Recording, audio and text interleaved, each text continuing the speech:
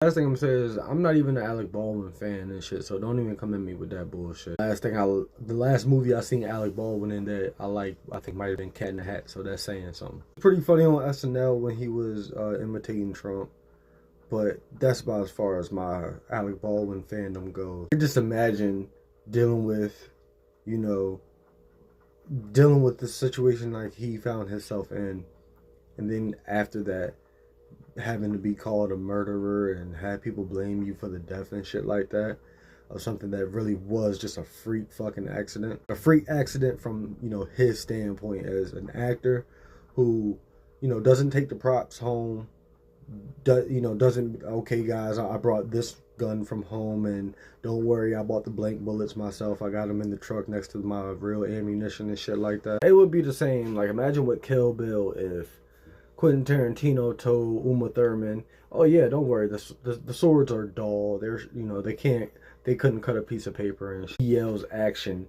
and she goes to fucking swipe the sword and winds up cutting the dude's fucking arm off and shit like that. Like, yeah, you know, you could check the sword, you could check the gun and all that shit, but if it's designed to look real, you know, somebody who doesn't really have, somebody who's acting isn't gonna have the fucking expertise it takes to know, okay, hey, this is loaded with a real bullet, or this is the difference between a real bullet and a blank bullet and shit like that. You're handed a prop, and all of a sudden, you're handed a prop that's supposed to be fake or gimmicked in a way, and it turns out to be legit. Like, they're not gonna fucking know the difference, especially, you know, when you're in the middle of an action scene and shit, where where the special effects are meant to look as real as possible. The whole thing is an accident, and, you know, Hannah Gutierrez didn't get that long in prison due to this situation and shit. So, you know, luckily she doesn't lose most of her life over this accident. I know it sounds weird to say that because, you know, it doesn't sound like I'm taking the